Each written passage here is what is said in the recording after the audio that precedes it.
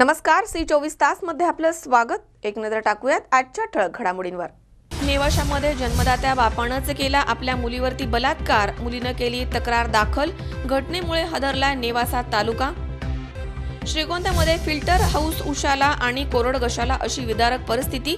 पाण्यापासून नागरिक वंचित तर जलवाहिनीच्या गळतीचा काहींना होतोय भरपूर फायदा।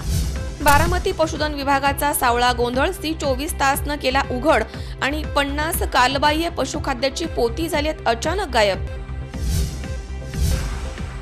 आणि श्रीगोंद्यामधील वॉर्ड क्रमांक 9 मध्ये समस्यांनी नागरिक त्रस्त, नागरिकांमध्ये नाराजीचं वातावरण।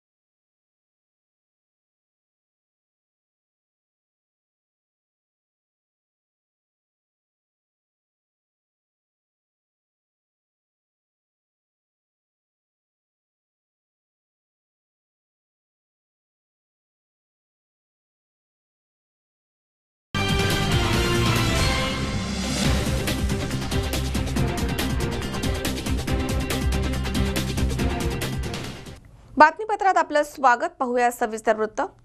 नेवासा तालुक्यामध्ये स्वतःच्याच अल्पवयीन मुलीवरती वडिलांनी अत्याचार केल्याची मानवजातीला काळीमा फासणारी घटना घडली आहे। गेल्या काही दिवसांपासून हा नराधम बाप आपल्या सख्या मुलीवरती दारूच्या नशेमध्ये अत्याचार करत होता। मात्र भीतीपोटी ही मुलगी कोणालाही काहीही सांगत नव्हती। अखेर स्वतः मुलीनं नेवासा पोलीस स्टेशनमध्ये पित्याच्या विरुद्ध तक्रार दाखल केली आहे। दरम्यान पोलिसांनी आरोपी पित्याला ताब्यात घेतलं।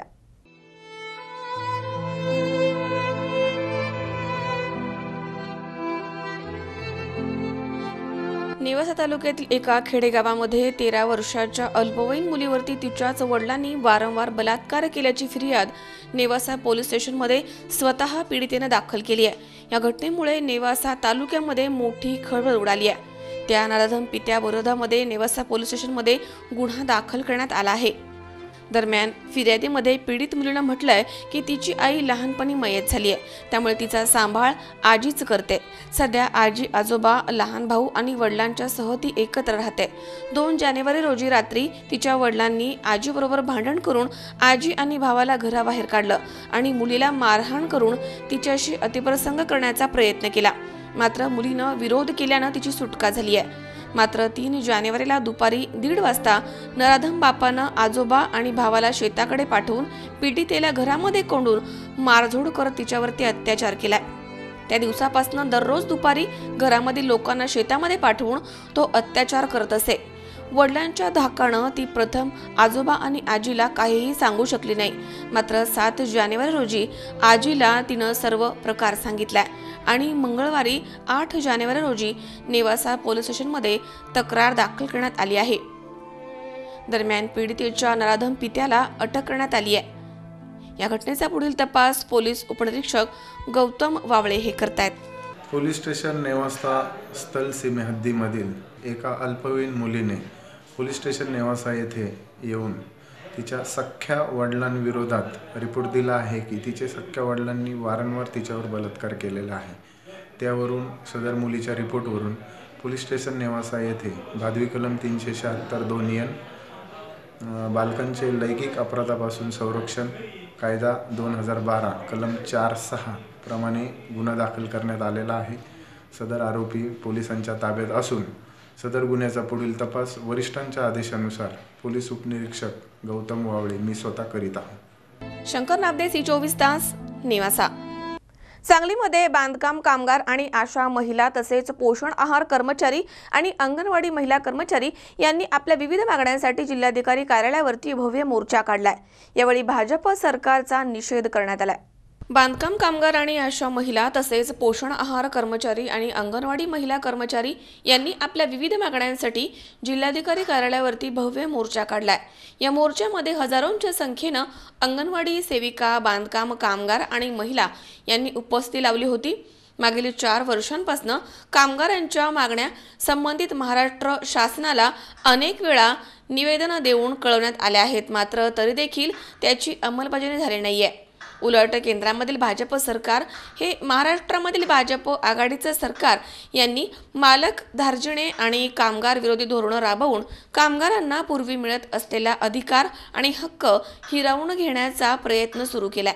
आपल्या विविध मागण्यांसाठी कामगार संघटनेचे केंद्रीय कामगार संघटनेच्या वतीने या भाजप सरकारचा निषेध करण्यासाठी जिल्हाधिकारी कार्यालयावरती हा भव्य मोर्चा काढण्यात आलाय।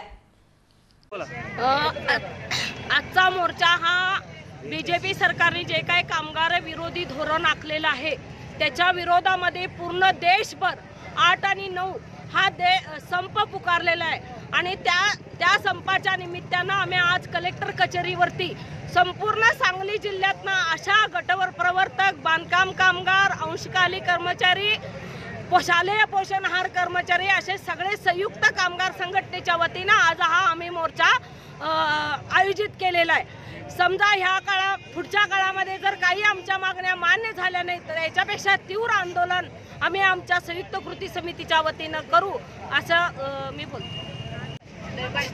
देशातील प्रमुख केंद्रीय कामगार संघटनांच्या वतीने 8 आणि 9 जानेवारी हा संप पुकारलेला आहे। आज महाराष्ट्रामध्ये कालपासून MSCBचे कामगार संपावर आहेत।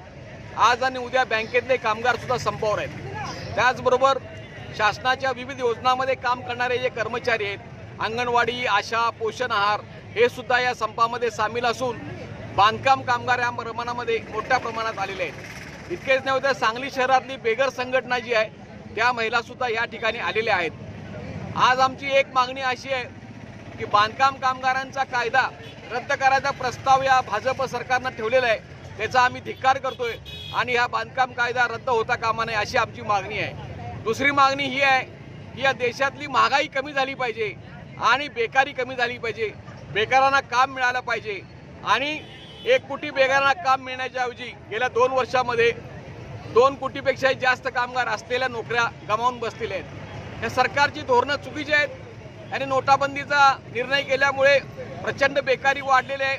हजारो लोकांचे संसार उद्ध्वस्त झालेले आहेत। भारतीय जनता पक्षाचं सरकार आल्यापासून गेल्या 4 वर्षामध्ये कामगारांना असलेले जे अधिकार आहेत, कायदे आहेत ते मोडून काढून त्याचे कोड तयार करायचे आणि कामगार कायदा उद्ध्वस्त करून मुठभर भांडवलदारांच्या फायद्यासाठी हे जनतेच्या विरोधी धोरण राबवत आहेत।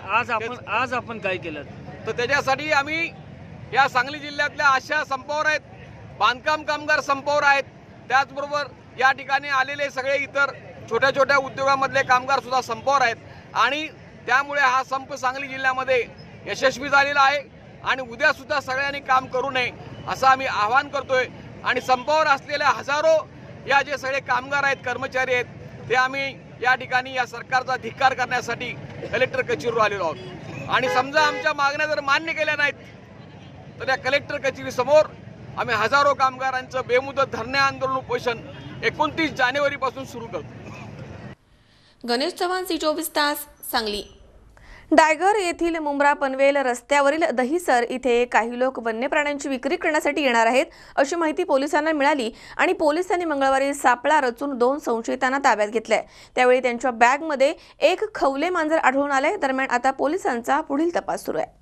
डायगर येथील मुंब्रा पनवेल रस्त्यावरील दहिसर इथे काही व्यक्ती वन्य प्राण्यांची विक्री करण्यासाठी येणार आहेत अशी माहिती पोलिसांना मिळाली होती। त्यानुसार मंगळवारी पोलिसांनी सापळा रचला। दरम्यान त्यांनी 2 संशयितांना ताब्यात घेतले। त्यांची झडती घेतली असता त्यांच्या जवळ असलेल्या बॅगमध्ये खवले मांजर आढळलं आहे। त्यानंतर त्या दोघांनाही पोलिसांनी अटक केली आहे। खवले मांजर हे सस्तन प्राणी असून त्याच्या तोंडामध्ये दात नसतात। तो मुंग्या आणि कीटक खाऊन जगत असतो। या खवले मांजराला जवळपास 40 लाखापर्यंत विकलं जातं। या कारवाईनंतर पोलीस तस्करांची कसून चौकशी करतायत.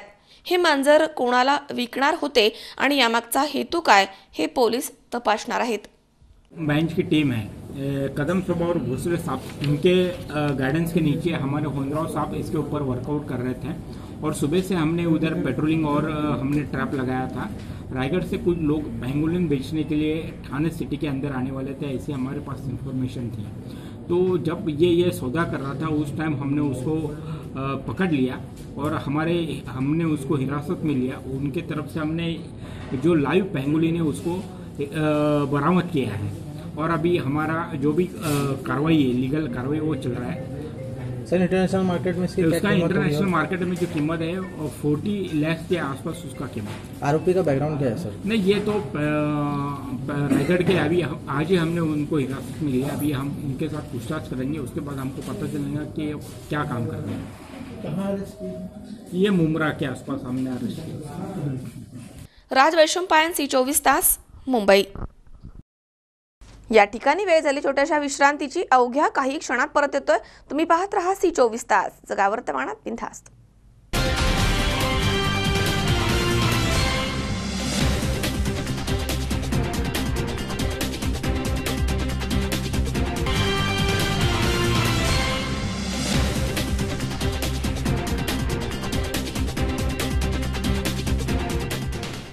विश्रांतीनंतर बातमीपत्रात पुन्हा एकदा आपलं स्वागत. श्रीगोंद्यामध्ये सध्या फिल्टर हाऊस उशाला आणि कोरड गशाला अशी विचित्र परिस्थिती दिसून येते. घोड धरणावरनं आणलेल्या 53 कोटींची पाणी योजना पूर्ण होण्याच्या मार्गावर आहे असं बोललं जातंय. मात्र फिल्टर हाऊस शेजारील नागरिकांपर्यंत देखील अद्याप हे पाणी पोहोचलं नाहीये. तर दुसरीकडे या पाईपलाईनच्या गळतीमधनं अनेक बड्या शेतकऱ्यांच्या विहिरी मात्र तुडुंब भरल्या आहेत. त्यामुळे ही गळती आपोआप झाली आहे की जाणून बुजून केली गेली आहे असे अनेक प्रश्न उपस्थित होत आहेत. घोड धरणावरनं आणलेली 53 कोटींची पाणी योजना पूर्णत्वाच्या मार्गावरती असल्याचा दावा प्रशासन करत आहे. शहरामध्ये वितरण सुरू झालंय. मात्र फिल्टर हाऊस जवळील नागरिकांना अजूनही या स्वच्छ पाण्याची चव चाखायला मिळाली नाहीये. शहरामधील अनेक कुटुंब या पाण्यापासून वंचित असतानाच जलवाहिन्यांच्या गळतीचा फायदा घेत काही बडे शेतकरी उखळ पांढरं करून घेत आहेत. 43 वर्षापूर्वींच्या पाणी योजनेमधनंच शहरामधील लोकांना पाणी मिळतंय. गेल्या वर्षापासून घोड धरणावरनं आणलेल्या 53 कोटींच्या निधीमधील पाईपलाईन, फिल्टर हाऊस, मीटर नळजोडणी ही कामं सुरू आहेत.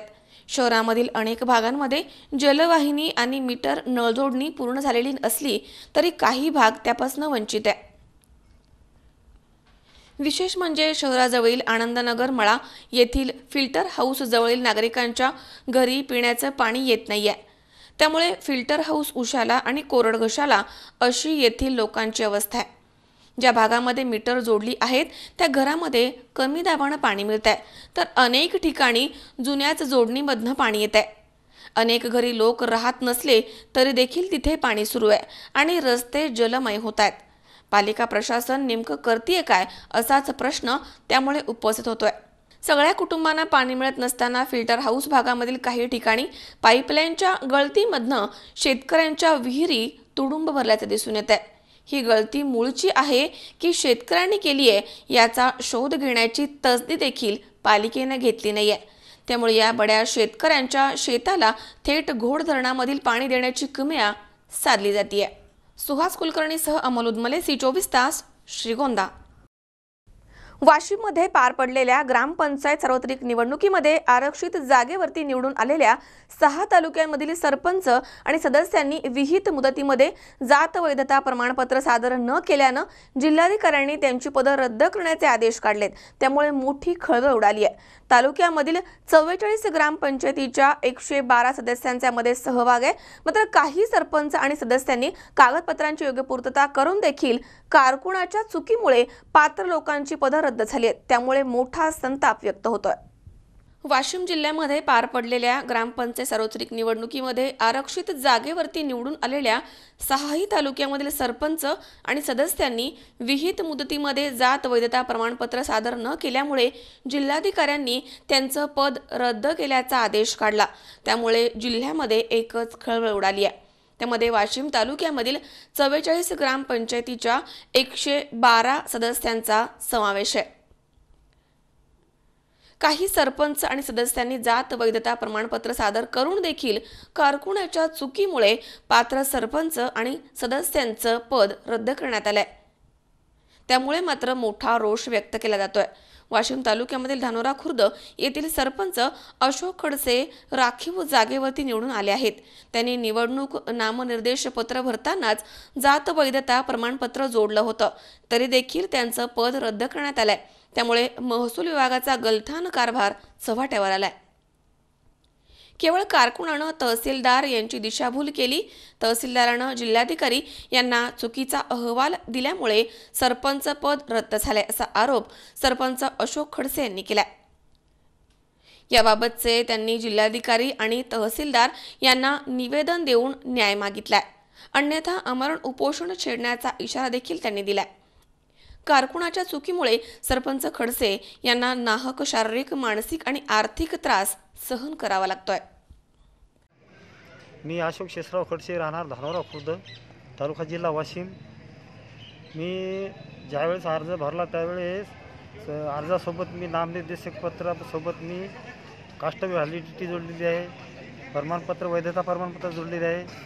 तरीसुद्धा 1/1/2019 रोजी मला या सदस्य अपात्रमध्ये वैधता प्रमाणपत्र नसल्यामुळे मला ती अपात्र दाखवलेलं आहे आणि मला याच्यापासून खूप त्रास होत आहे. याच्या चुकीमुळे मी एक दिवस अमरावतीला जाऊन अपिली स्टे आणण्यासाठी गेलो, तरी ते साहेब नसल्यामुळे मी परत घरी आलो. माझा तिथं 5,000चा माझा खर्च झालेला आहे आणि हे सगळे झळ मला सोसावं लागत आहेत. त्यामुळे मला प्रशासनानं न्याय द्यावा आणि त्यामुळे मला फार मानसिक त्रास होत आहे. आणि या अगोदरसुद्धा माझ्यावर खोटनाटे अतिक्रमण दाखवून मला त्यावेळेस बी अपात्र केलेलं आहे. यावेळेससुद्धा मी सध्या सगळं वैधता प्रमाण असतानासुद्धा अपात्र केलेलं आहे. असा माझ्यावर अन्याय होत आहे. तरी मी मागासवर्गीय असल्यामुळे हे असा अन्याय काय होत आहे हे याची प्रशासनानं दखल घेतली पाहिजे आणि मला योग्य ते न्याय मिळाला देण्यात यावा. दोषी माझं पाद कायम राहायला पाहिजे आणि दोषीवर काही ना काही कारवाई झाली पाहिजे असं माझं मत आहे. नाहीतर मी उपोषणाला बसण्याची माझी तयारी आहे. प्रकाश आडे, C24 तास, वाशिम. मुळशी तालुका पत्रकार संघाच्या अध्यक्षपदी दैनिक पुढारीचे पिरंगुट येथील वार्ताहर विनोद माझिरे यांची बिनविरोध निवड करण्यात आली आहे. जागतिक पत्रकार दिनाचं औचित्य साधून आयोजित करण्यात आलेल्या बैठकीमध्ये ही निवड करण्यात आली आहे. पत्रकार बांधवांच्या समस्या सोडवण्यासाठी सातत्यानं माझा पुढाकार असेल असं वक्तव्य माझिरे यांनी केलंय. मुळशी तालुका पत्रकार संघाच्या अध्यक्षपदी दैनिक पुढारीचे पिरंगुट येथील वार्ताहर विनोद शांताराम माझिरे यांची बिनविरोध निवड करण्यात आली आहे. जागतिक पत्रकार दिनाचे औचित्य साधून आयोजित करण्यात आलेल्या बैठकीमध्ये विनोद माझिरे यांची अध्यक्षपदी बिनविरोध निवड झाली आहे. तसेच कार्याध्यक्षपदी दैनिक प्रभातचे प्रवीण सातव, उपाध्यक्षपदी दैनिक प्रभातचे नितीन डेरे, सचिवपदी दैनिक प्रभातचे विजय वरखडे तर खजिनदारपदी दैनिक पुढारीचे दीपक सोनोने यांची देखील बिनविरोध निवड करण्यात आली आहे. यावेळी संघाचे मुख्य सल्लागार आणि माजी अध्यक्ष जितेंद्र गोळे, सदस्य बंडू दातीर, राजेंद्र गवळी, राम गायकवाड, गोरख माझिरे, तेजस जोगावडे, गणेश अभिमाने इथे उपस्थित होते. मुळशी तालुक्यामधील समस्यांना वाचा फोडणार असून पुढील काळामध्ये पत्रकार बांधवांच्या अडीअडचणी सोडवण्यासाठी प्रयत्न करणार असं निवडीनंतर विनोद माझिरे यांनी सांगितलंय. मुळशी तालुका पत्रकार संघाचे सर्व सन्माननीय सदस्य, त्याच्यामध्ये आपले मार्गदर्शक जितेंद्र गोळे सर, राजेंद्र गवळी सर, बंडू दातीर सर, त्याच्यानंतर आपले दीपक शेठ सोनवणे, विजय वरखडे, प्रवीण सातव, नितीन डेरे, गणेश अभिमाने, गोरख माझिरे, या सर्वांचे मी आभार मानतो. आपण मला काम करण्याची संधी दिली, माझी निवड केली, त्याबद्दल सर्वांचे मनपूर्वक आभार. माझ्या 2 वर्षाच्या कार्यकाळामध्ये जे काही मला पत्रकार संघासाठी तसेच मुळशी तालुक्यासाठी समाजासाठी जे काही करता येईल तेवढं मी 100% प्रयत्न करेल. तसंच या 2 वर्षाच्या कार्यकाळामध्ये तुमचं मला सर्वांचं सहकार्य मिळावं ही अपेक्षा. धन्यवाद. गणेश अभिमाने, C24 तास, मुळशी. दौंड तालुक्यामध्ये पाटस, वरवंड, गलांडवाडी आदी ठिकाणी प्राथमिक आणि उच्च माध्यमिक विद्यालयांमध्ये पत्रकार दिन विविध उपक्रम राबवून मोठ्या उत्साहात साजरा करण्यात आला. दौंड तालुका पाटस वरवंड गलांडवाडी या ठिकाणी प्राथमिक आणि उच्च माध्यमिक विद्यालयामध्ये पत्रकार दिन मोठ्या उत्साहात साजरा करण्यात आला। यामध्ये पाटस येथील नागेश्वर विद्यालयामध्ये वृक्षारोपण करून इथे झाडांचं संगोपन करण्यासाठी शाळेमधील विद्यार्थ्यांना दत्तक घेऊन त्यांचा शैक्षणिक खर्च करणार असे श्रमिक पत्रकार संघाचे अध्यक्ष विजय चव्हाण आणि मराठी पत्रकार संघाचे दौंड तालुका अध्यक्ष सचिन आव्हाड यांनी कार्यक्रमामध्ये घोषित केलाय। यावेळी विद्यार्थ्यांनी दर्पणकार बाळशास्त्री जांभेकर आणि पत्रकारांच्या विषयी आपलं मनोगत व्यक्त केलं। या कार्यक्रमाचं आयोजन प्राचार्य अरुण जाधव, पर्यवेक्षक आबासाहेब खारतोडे, उत्तम रुपणवर सर यांनी आणि सूत्रसंचालन सौ रेश्मा नरुटे तर आभार निवृत्ती आहेर यांनी मानलेत। आणि नारद मुनी कशासाठी येतो? तो नुसता कळी लावतो। आमचं काम काय सध्या? आम्ही कळीचेटी आहोत असं आमची एक व्याख्या। त्याचं एक साधं उदाहरण काय देऊ शकतो मी? तुमच्या आता इथं पाठीमागं माती खोदलेली आहे, आमच्या डोक्यात क्लिक होतात कशी काय खोदली, का खोदली, काय कारण आहे? आम्ही असे प्रश्न निर्माण करून स्वतःभोवती एक चक्र तयार करतो आणि त्यातून एक चांगला सार काढून समाजापुढे मांडण्याचा प्रयत्न करतो की या शाळेनं हे इथं खोदाई मुलांच्या क्रीडांगणासाठी केलेली आहे।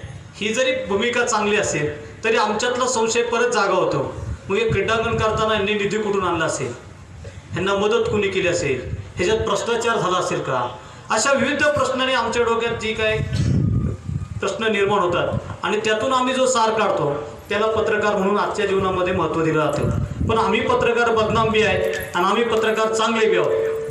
ह्याच्या दोन गोष्टी तुम्हाला मी जर सांगत झालं तर एक साधं उदाहरण आहे, आपल्या गावातील एका नेत्याचा मोठा वाढदिवस साजरा झाला आणि आम्ही त्याची बातमी भली मोठी दिली किंवा नेत्याने वाढदिवस साजरा केला, हे केलं, त्याचं काय, त्याने काय सगळा कार्यक्रम केला असेल त्याचं वृत्त। आणि दुसऱ्या आठवड्यात त्या नेत्याची एक आम्ही वाईट बातमी छापली, ते लगेच चौकात नव्हते, माझं चालत काल माझी जो म्हटल्याच्या चहा दिला, 5 बिस्किट दिले, खाल्लं पिल्लं आणि निघून गेला, आज लगेच माझ्या विरोधात बातमी दिली। तर बातमीदार हा विषय काय? समाजातील उणिवा शोधणं, समाजाच्या उणिवा ह्या व्यवस्थितरित्या मांडणं आणि त्यातून समाजाला चांगुलपणाचं काहीतरी मिळावं हा प्रमुख हेतू असणारा बातमीदार तो पत्रकार झालेला आहे। संजय सोनवणे, C24 तास, दौंड। या ठिकाणी पुन्हा एकदा वेळ झाली छोट्याशा विश्रांतीची। अवघ्या काही क्षणात परत येतोय। तुम्ही पाहत राहा C24 तास, जगा वर्तमानात बिनधास्त।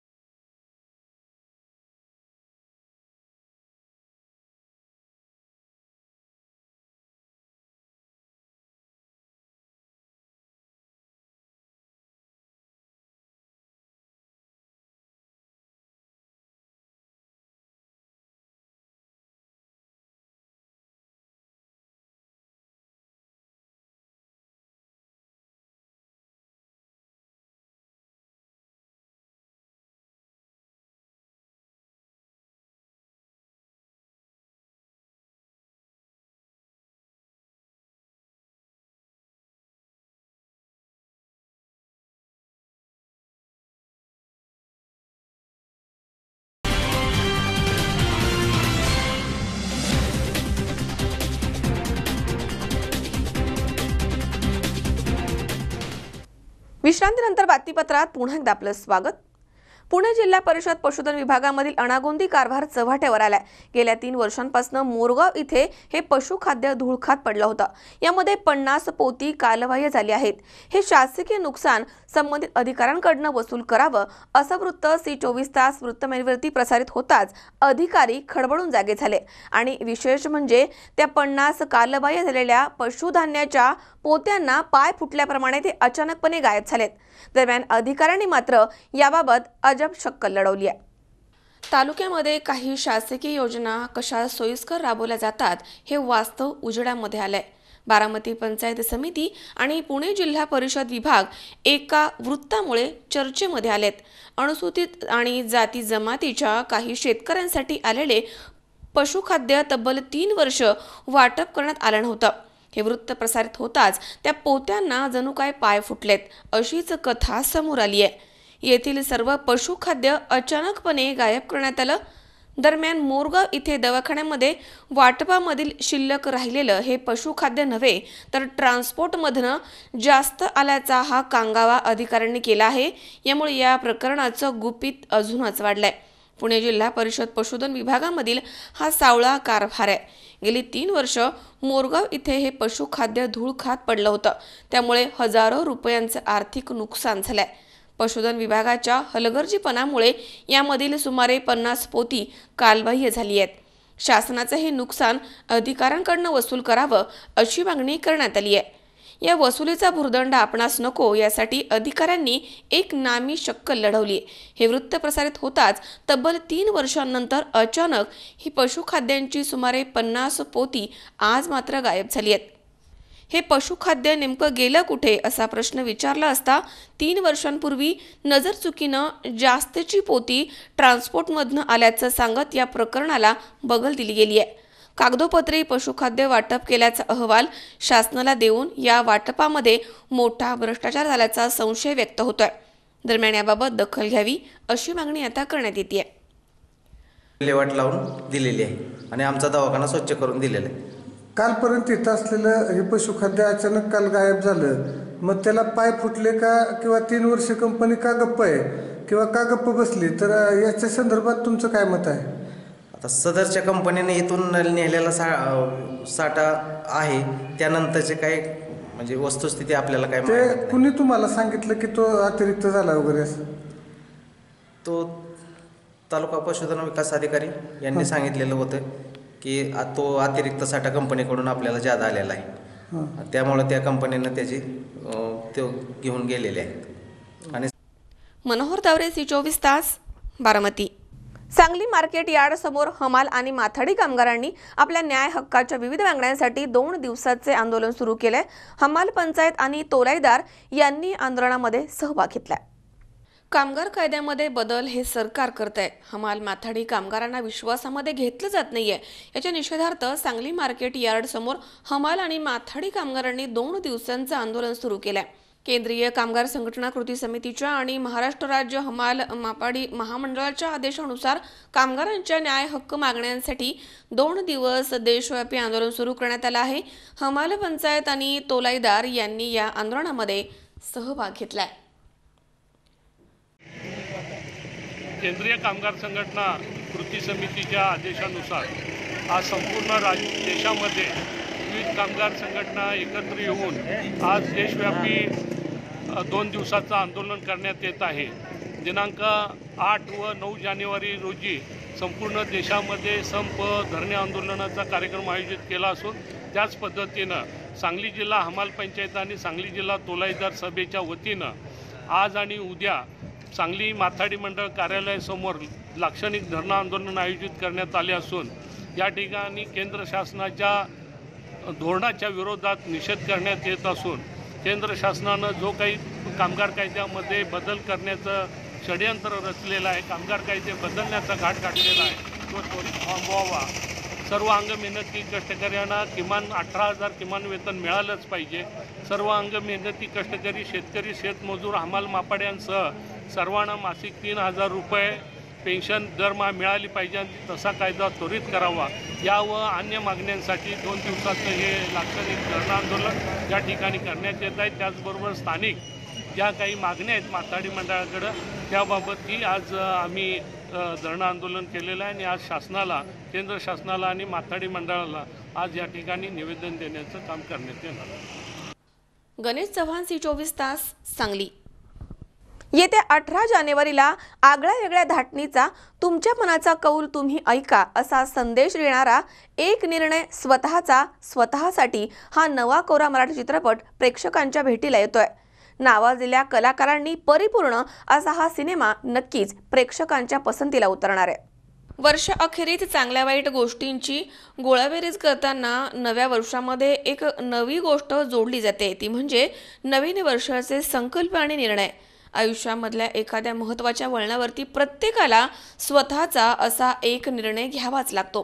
प्रत्येकाचा हा निर्णय आयुष्याला वेगळं वळण देणारा असतो.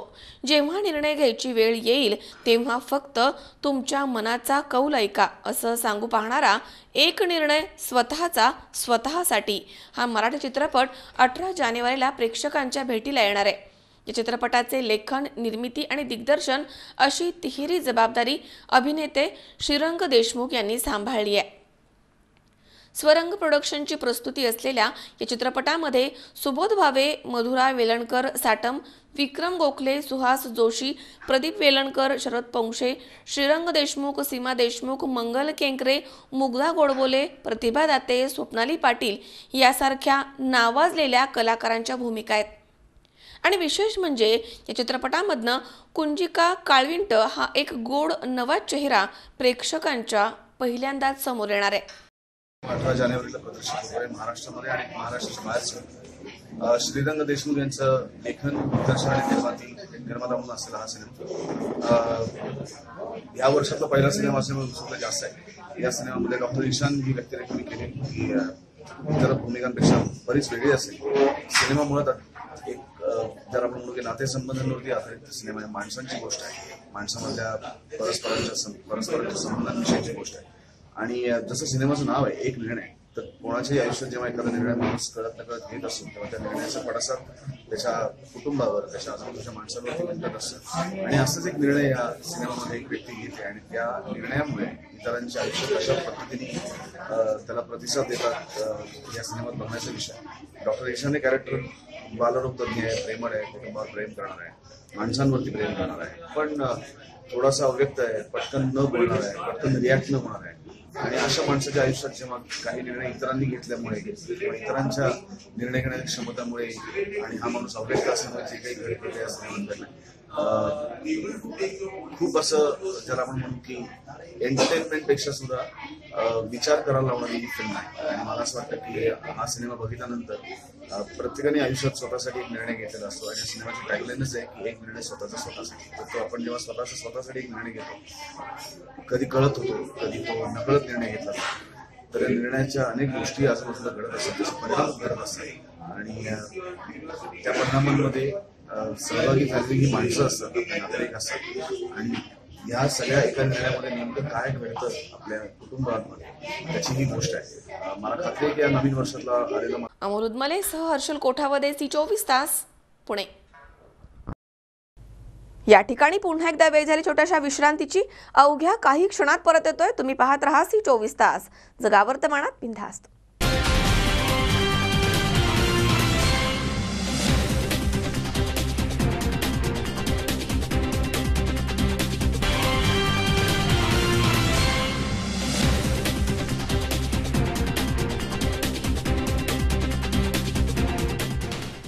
विश्रांतीनंतर बातमीपत्रात पुन्हा एकदा आपलं स्वागत. श्रीगोंद्यामधील प्रभाग क्रमांक 9 हा क्षेत्रफळाच्या दृष्टीनं सर्वात मोठा असणारा वॉर्ड आहे. मात्र इथे नागरी समस्या देखील तेवढ्याच जास्त प्रमाणात दिसून आल्यात आणि त्यामुळे येथील नागरिक हे त्रस्त झाले आहेत. निवडणूक आली म्हणजेच उमेदवारांना शहाणपण सुचतं, मात्र नंतर कोणीही इकडे ढुंकून सुद्धा पाहत नाही असा संताप येथील नागरिकांनी व्यक्त केला. श्रीगोंद्यामधील प्रभाग क्रमांक 9 हा क्षेत्रफळाच्या दृष्टीनं सर्वात मोठा असणारा वॉर्ड आहे. पालिका स्थापनेपासून अनेकांनी या प्रभागामधनं नेतृत्व केलंय. काही वाडी वस्तीचा वरचा भाग तर काही शहरी भाग असा संमिश्र मिश्रण असलेला हा प्रभाग आहे. मात्र वस्तीवरील नागरिक अनेक समस्यांनी त्रस्त आहेत. महत्त्वाचं म्हणजे पालिकेचा साळवणदेवी रोडवरील कचरा डेपोचा महत्त्वपूर्ण प्रकल्प अद्यापही पूर्ण झाला नाहीये. येथील रहिवाशांनी आणि महिलांनी बऱ्याच दिवसांपासून हा कचरा डेपो इथे नको आहे अशी भूमिका घेतली आहे. काही दिवसांपूर्वीच काही बडे नेते आणि नगरपालिका मुख्याधिकारी यांना काळे झेंडे दाखवून निदर्शने करण्यात आली होती. तर भोले वस्तीवरती पिण्याचे पाणी आणि रस्ता हीच प्रमुख समस्या सध्या दिसून येते. एकदा निवडणूक झाली की कोणताही उमेदवार आमच्याकडे फिरकत सुद्धा नाहीये असा संताप आणि खंत येथील नागरिकांनी व्यक्त केली आहे. शिवाजीनगर इथे अर्धवट गटारींच्या कामांमुळे नागरिक मात्र प्रचंड त्रस्त झालेत. तर होळी गल्ली इथे काही ठिकाणी रस्ता आणि लाईटचा अभाव जाणवतोय. अशा परिस्थितीमध्ये आता यावेळेचे उमेदवार नागरिकांची समस्या सोडवण्यामध्ये कुठपर्यंत यशस्वी होत आहेत ते पालिकेच्या पंचवार्षिक निवडणूक झाल्यानंतर समोर येणार आहे। श्रीगोंदा नगरपालिका महायुद्धामध्ये आपलं स्वागत। आपण आलेलो आहोत प्रभाग क्रमांक 9 मध्ये। प्रभागाचं नाव आहे साळणदेवी मंदिर। या प्रभागाची व्याप्ती पाहता या प्रभागात शिवाजीनगर, प्रोफेसर कॉलनी, साळणदेवी मंदिराचा काही भाग, तसेच रायकर वस्ती, भोळे वस्ती अशी या प्रभागाची आपल्याला व्याप्ती पाहायला मिळते। चला तर मग या प्रभागात आपण जाऊन नागरिकांच्या नेमक्या काय अडचणी आहेत, काय समस्या आहेत या प्रत्यक्ष जाऊन जाणून घेऊया। वार्ड क्रमांक 8 आमच्या घरासमोरील रोडचं काम बऱ्याच दिवसापासून प्रलंबित आहे आणि थोडा जरी पाऊस आला तरी खड्ड्यामध्ये पाणी साचून येण्या जाण्यासाठी पण माणसांना त्रास होतो आहे। बऱ्याच दिवसापासून हे काम नगरपालिकेचे कोणतेही नगरसेवक करू शकले नाही, तरी ह्याच्याकडे लवकर लक्ष देऊन ते लवकरात लवकर संपूर्ण करून घ्यावे। पाण्याची काय अडचण तुम्हाला? पाणी फिल्टर पाण्याची पाईपलाईन केलेली, अजून पण ते पाणी अजून येत नाही। ड्रेनेज लाईनचा पण प्रॉब्लेम आहे, कारण ते पाणी साचलं तर तिथून ड्रेन होत नाही पाणी आणि पाणी साचून राहतं आणि तिथून जाताना सगळ्यांना पाण्यामधून जावं लागतं। नाव भोंग ज्योती सुरेंद्र, वार्ड क्रमांक 9। रस्त्याची पण सोय नाही आहे, चंबर हे होतात, लॉक होतात। पाणी 2 दिवसाआड येतं, म्हणजे मुले खेळतात तिथे लाईट नाही आहे, लाईटची सोय तेवढी करावी लागेल। येथे डास फार चावतात, फवारणी टायमिंगला होत नाही आणि लाईटचा प्रॉब्लेम आहे। आमच्या दारापुरता एक लाईटच लागतो, बाकीचे लाईट काही लागत नाही आणि पाणी टायमिंगला सुटतं, पण ते नवीन नळाचं पाणी अजून काही चालू झालेलं नाही। आणि दुसरी गोष्ट, घंटागाडी येते म्हणजे डेली येते।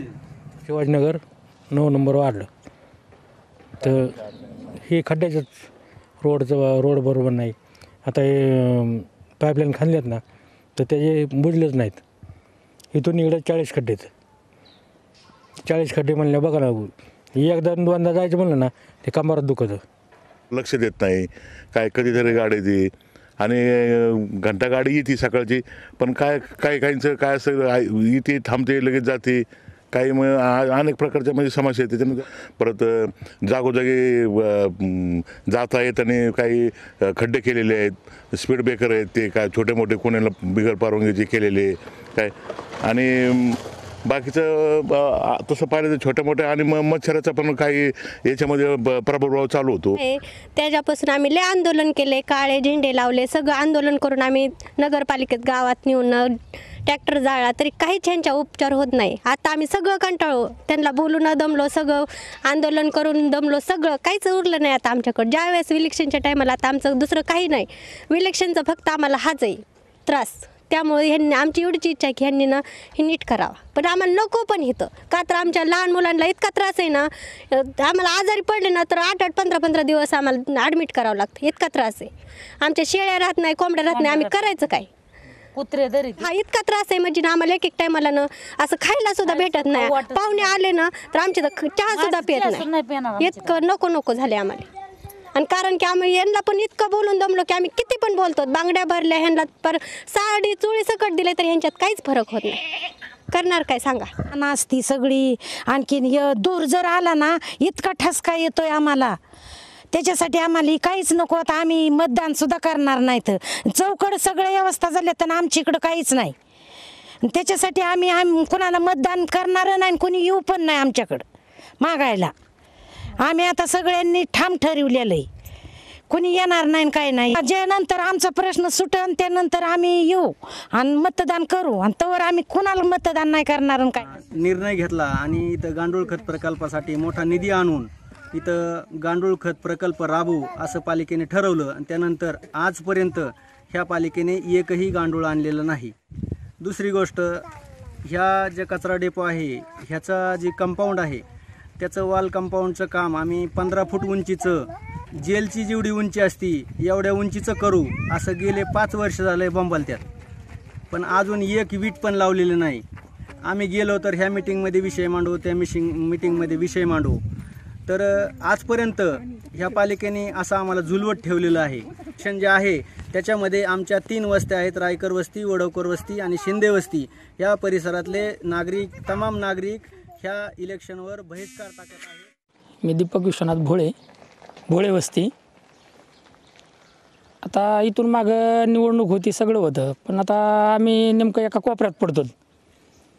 इथून मागचं बी पंचवार्षिकला, इथून पुढं बी आता जोडलेत ह्या पंचवार्षिकला. आम्ही एका कोपऱ्यात असल्यामुळं आमचे काय कोणचे कामं बी होत नाहीत. उमेदवारीचं बी आमच्याकडं कोण म्हणजे तिकीट कोणाला देत बी नाही, तर आम्हाला प्रत्येक वेळेस नाकार देत. मग त्याच्यामुळं काय बरेच आमच्याकडचे बी कामं राहिलेले आहेत. इथून मागं कामं झाले असे नाही, रस्त्याचं काम झालं आहे, पण 25 वर्षात रस्ता झाला आहे हा डांबरी. आता पुढं बी डांबरी राहिलेला आहे, कुठं आमच्याकडं बंधारा नाही, कुठं काय नाही. असं फक्त टायमाला काय होतं, फक्त याच्यात म्हणतात कामं करू, इलेक्शन जवळ आल्याच्या नंतर म्हणतात करू कामं, पण तेवढ्यापुरतं म्हणजे आचारसंहिता लागली, कुठं काय नंतर प्रस्ताव दिला आहे, कुठं काय दिलं आहे असे म्हणतात आणि जातात. बाकी पाण्याची सोयी काहीच नाही. आता ह्या वेळेस कुकडीचं पाणी सुटलं होतं, 2 दिवस फक्त आम्हाला 11 नंबर चारील पाणी आलं फक्त खाली. नगरपालिकेकडून काही सोय नाही. आता फक्त सध्या पाण्याचे टँकर येतात, पण ती कसे येतात आता, फक्त आता काय आहे, कुणाला फोन केलं की कुणी टँकर पाठवून देत आहे. इलेक्शन जवळ आलं आहे त्याच्यामुळं काय, कुणाला फोन केलं की लगेच टँकर हजर होत आहे. इलेक्शन नंतर आता तुम्हाला सांगतो, आता कोण आम्हाला विचारणार बी नाही पाण्याचा टँकर कुणाला पाहिजे का काय आहे. आता इथून परिस्थिती, आता पावसाळा नाही, इथून परिस्थिती लई वाईट परिस्थिती. सगळ्या श्रीगोंदा शहरात आपली पाईपलाईन झाली पाणी पिण्याची, फिल्टरची. आमच्या भोळे वस्तीवर अजून पाईपलाईन नाही, पण फिल्टरचं पाणी नाही. असं पंचवार्षिक जर निवडणूक आली ना नगरपालिकेची, तर कधीच आमच्या इकडं कोणी निवडून आलंय आणि कोण उभं राहिलं उमेदवार असं कधीच नाही. शिंदूबाई गुलाब लबडे. आम्हाला अडचण पाण्याची आणि रस्त्याची. पाणी आम्हाला टँकर येतो 8 दिवसातून एकदा, 8 दिवसाला असं. ती पण जेव्हा फोन करायचा तेव्हा टँकर येतोय, मनाने काही टँकर येत नाही. दरबारला फोन करायचा तेव्हा टँकर चालू आहे. आणि रस्ता तर एकदम गाड्याच घसरत आहेत. एखाद्या बारला रस्त्याची सारी वाळवाटची टाकले, आजवरती कुणी टाकले आणून ती सारे वाळवाटे, त्याच्यावर काहीच ही नाही, मुरुम नाही, काय नाही, नुसती वाळू टाकलेली आहे. मग आम्हाला दुसरी अडचण फक्त प्यायच्या पाण्याची आणि रस्त्याची. आणि आता आम्ही तर गोरगरीब आहे, तर आम्हाला उलट कुपनाची सुद्धा तसल्या का कुपनाची सुद्धा गरज आहे. आम्हाला वावरं नाहीत, शिवरं नाहीत, आम्ही राहतो एवढीच पट्टी फक्त आम्हाला. मग आम्हाला लोकांना जेवढ्या लय वावर येतं त्यांना तसले कुपनं येतं, आम्हाला तसल्या कुपनाची पण गरज पाहिजेतच ना. नगरसेवक काय आमची तर कोणी पण आहे, तसं काय नाही. नेमून एकच आहे म्हणून तसं नाही. शिवार आमचा काहीही नाही. कुणीच नाही केलेलं आमचं काम नाही आमच्या दारात. मग तेपर्यंत कुठलं मला गरीबाला उलट किती जाण करायला पाहिजेत, पण अजिबात नाही. आता एवढे पोरं शाळेत जाते दररोज, मध्ये नदीत पूल नाहीये तिथं. नदीत पूल नाही, पोरं शाळेत जातात, सायकलीवर जाणार, सायकली इकडचे तिकडे निघत नाही तर मग त्याची काही सोय बी काही. पुलासाठी मी गावात गेले, आमचं सारं झालेलं आहे. हा रोड आहे ना, किती दिवसापासून चालू आहे, रोडचं कामच होत नाही. पुलाचं दिलं येडवाकडं टाकून, ती झालं नदीला पहिल्यासारखं पाणी आलं किती जाईन वाहून. प्रभाग क्रमांक 9 मधील मतदारांच्या समस्या आपण जाणून घेतल्या. होळी गल्ली असेल, कुकडी कॉलनी असेल, भोळे वस्ती असेल अथवा रायकर वस्ती असेल, अशा बऱ्याच ठिकाणी आपण जाऊन आलो आहोत. महत्त्वाचा प्रश्न म्हणजे या ठिकाणी असा दिसून येतो की अनेक दिवसांपासून प्रलंबित असणारा रायकर वस्ती येथील श्रीगोंदा नगरपालिकेचा कचरा डेपोचा प्रश्न. महिलांनी अक्षरशः या ठिकाणी समोर हात टेकलेले आहेत. असं असताना देखील प्रशासनाला अजूनही खडबडून जाग आलेला नाही. आरोग्याचा प्रश्न, बाकीच्या प्रश्नांपेक्षा आरोग्याचा प्रश्न हा जास्त महत्त्वाचा असताना देखील प्रशासन या बाबतीत का दखल घेत नाही, नागरिकांना समजू शकलं नाही. तरी तेथील महिलांकडे आम्ही गेलो असता अक्षरशः 12 ते 13 महिलांनी अतिशय तीव्र शब्दात या प्रशासनाचा आणि जो नगरसेवक त्या वार्डामध्ये असतील यांचा निषेध नोंदवलेला आहे. असे असले तरी होळी गल्लीचा प्रभागातसुद्धा रस्त्याची आणि लाईटची काही समस्या आहे. त्यानंतर आपण भोळे वस्तीवर पाहिलं तर भोळे वस्तीवर सुद्धा अशी काही परिस्थिती आहे की नगरपालिकेचे नगरसेवक त्या ठिकाणी गेलेले सुद्धा नाहीत अजून, असे लोक सांगताना दिसतात. असं जरी असलं तरी बऱ्याच ठिकाणी आपण आत्ता प्रभाग 1 पासून ते 9 पर्यंत C24 तासच्या प्रतिनिधींनी जो सर्वे केलेला आहे या माध्यमातून एकच जाणवलं की बऱ्याच ठिकाणी नागरिक नाराज असताना दिसलेत, किंवा काही ठिकाणी तर अक्षरशः असं सांगितलं महिलांनी की आम्ही मतदानावर बहिष्कार टाकणार आहोत. जसं उदाहरण आपण प्रभाग क्रमांक 4चं पाहिलं, तिथं त्या लोकांनी बोर्ड लावूनच डायरेक्ट सांगितलेलं आहे की आम्ही नगरपालिकेला उपनगराध्यक्ष, माजी नगराध्यक्ष असतील यांच्या कोणालाही मतदान करणार नाहीत. अशा प्रकारची जी नाराजी मतदारातून दिसून येत आहे ही नक्कीच कुठेतरी प्रशासन या बाबतीत काम करण्यास कमी पडतं आहे किंवा नगरसेवक असतील नगराध्यक्ष हे कमी पडलेत यातून हे स्पष्ट होतं. मात्र बबनराव पाचपुते यांच्याकडे ही नगरपालिका ताब्यात असताना 150 कोटींचा निधी आलेला आहे असं सर्वत्र सांगण्यात येतं. 150 कोटींचा निधी आला असता तरी शहराच्या जे जवळचे अंतर्गत शहर आहे यामध्ये बऱ्यापैकी विकास झालेला असला तरी खेड्यापाड्याची आणि महत्त्वाचे मुद्दे अशा ठिकाणी हे का विकसित झाले नाहीत याला नक्की जबाबदार कोण, प्रशासन, नगरसेवक की नगरपालिका नगराध्यक्ष, हे पाहणं खरंच खूप अवघड परिस्थिती या ठिकाणी श्रीगोंदा शहराची दिसून येते. सुहास कुलकर्णीसह अमोल उदमले, C24 तास, श्रीगोंदा. खानापूर आटपाडी विधानसभा मतदारसंघाचे आमदार अनिल बाबर यांच्या वाढदिवसानिमित्त आंतरराष्ट्रीय कुस्ती महादंगल मैदानाचे सांगली जिल्ह्यामधील खानापूर तालुक्यातील नागेवाडी नजीक आयोजन करण्यात आलं होतं. यावेळी 3 DYSP एकाच वेळी या कुस्ती आखाड्यामध्ये उतरले आणि त्यांनी मैदान देखील मारले. या 3 पैलवानांच्या कुस्त्या या मैदानाचं मुख्य आकर्षण ठरले आहेत. या स्पर्धा म्हणजे जणू कुस्ती शौकीनांसाठी एक पर्वणी ठरली आहे. तब्बल 250 कुस्त्या इथे पार पडल्यात. 3 DYSP एकाच वेळी कुस्तीच्या आखाड्यामध्ये उतरल्याचे देशामधील पहिले कुस्ती मैदान सांगली जिल्ह्यामधील खानापूर तालुक्यातील नागेवाडीजवळ संपन्न झाले. खानापूर आटपाडी विधानसभा मतदारसंघाचे आमदार अनिल बाबर यांच्या वाढदिवसानिमित्त आंतरराष्ट्रीय कुस्ती महादंगल मैदानाचं आयोजन करण्यात आलं होतं. डबल महाराष्ट्र केसरी पैलवान चंद्रहार पाटील हे या मैदानाचे निमंत्रक होते. कुस्ती क्षेत्रामध्ये देशाचं नाव आंतरराष्ट्रीय स्तरावरती पोहोचवणारे आणि कुस्तीच्या जोरावरच पोलीस उपअधीक्षक बनलेल्या 3 पैलवानांच्या कुस्त्या हे या मैदानाचं प्रमुख वैशिष्ट्य ठरलंय.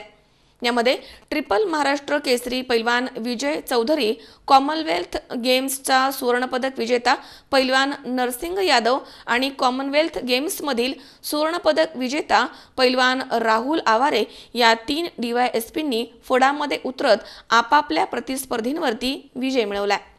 यामध्ये विजय चौधरीची कुस्ती ही जॉर्जियाच्या जागतिक कुस्ती स्पर्धेमधील सिल्वर मेडलिस्ट पैलवान टेडोरे लेबनॉइझे यांच्याशी झाल्यानं ही कुस्ती प्रेमींसाठी खास आकर्षण ठरली आहे.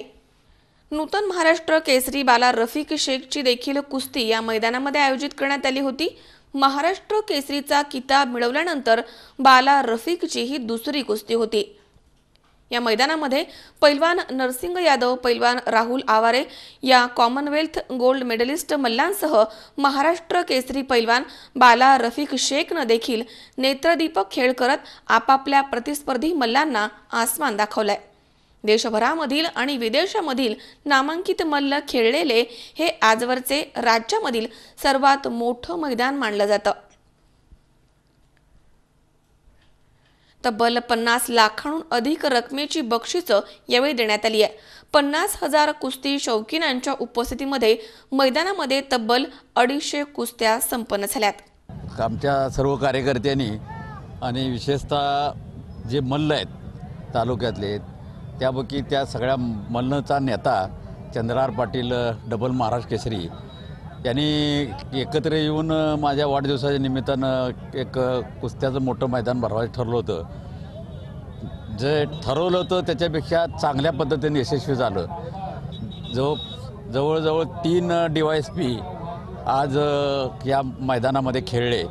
ते पूर्वीच्या काळामध्ये उत्तम खेळाडू म्हणूनच पोलीस खात्यामध्ये नोकरीला घेतलेलं आहे त्यांना. असे 3 मल्ल DYSP असलेले त्यांच्या कुस्त्या झाल्या आणि जॉर्जियाचे पैलवान त्यांच्याबरोबर कुस्तीला होते. परवाच जे महाराष्ट्र केसरी झालेलं आहे बाला शेख, तर त्या बाला रफिक शेख त्याची कुस्ती झाली.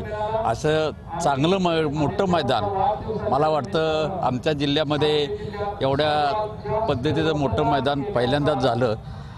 अतिशय कुस्तीच्या दृष्टीनं जे शौकीन लोक आहेत, जे वस्ताद मंडळी आहेत, जे पैलवान मंडळी आहेत, त्यांनी एकत्र येऊन फक्त निमित्त कोणाचं तरी असावं म्हणून माझ्या वाढदिवसाचं निमित्त केलं.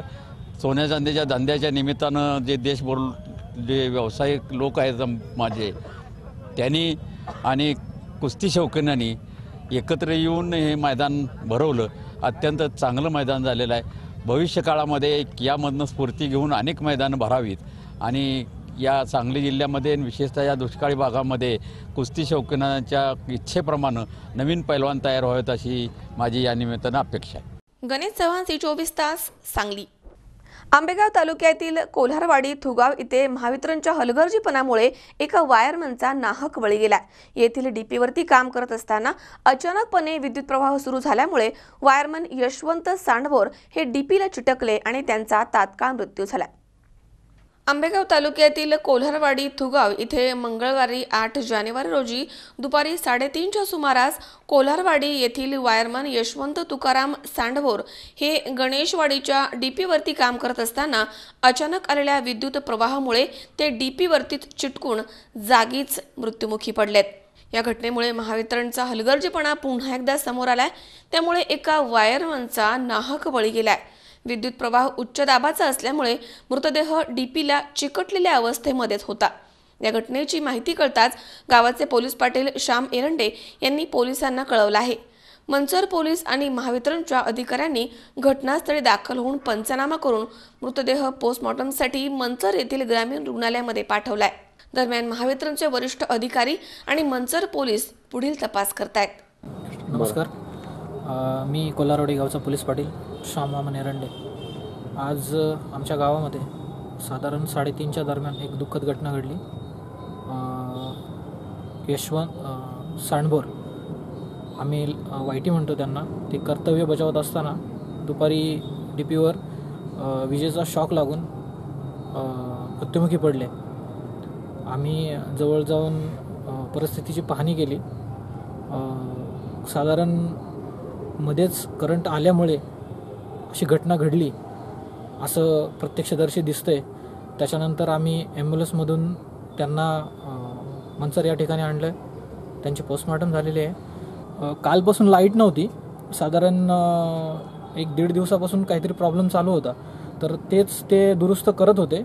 लाईट पूर्ण गेल्याची त्यांना खात्री असावी, पण मध्येच लाईट आल्यानंतर त्यांना करंट बसला असेल। आता हे संशोधन MSEBनी करण्याची गरज आहे, पण झालेली घटना ही अतिशय दुर्दैवी आहे। एक अतिशय चांगला व्यक्ती ह्या MSEBच्या चुकीमुळे म्हणा किंवा काहीतरी अक्षम्य कारणामुळे ह्या नायक व्यक्तीचा बळी गेलेला आहे। तरी काळजी घेण्याची गरज आहे आणि झालेली घटना अतिशय दुःखद आहे, त्याबद्दल आम्हाला खूप असा खेद आहे। स्वप्नील जाधव, सी24 तास, मंचर। पुन्हा एकदा पाहूयात काही ठळक घडामोडी। नेवाशामध्ये जन्मदात्या बापानंच केला आपल्या मुलीवरती बलात्कार, मुलीनं केली तक्रार दाखल, घटनेमुळे हादरला नेवासा तालुका। श्रीगोंद्यामध्ये फिल्टर हाऊस उशाला आणि कोरड गशाला अशी विदारक परिस्थिती, पाण्यापासून नागरिक वंचित, तर जलवाहिनीच्या गळतीचा काहींना होतोय भरपूर फायदा। बारामती पशुधन विभागाचा सावळा गोंधळ, सी24 तासनं केला उघड आणि 50 कालबाह्य पशुखाद्याची पोती झालीत अचानक गायब। आणि श्रीगोंद्यामधील वॉर्ड क्रमांक 9 मध्ये समस्यांनी नागरिक त्रस्त, नागरिकांमध्ये नाराजीचं वातावरण।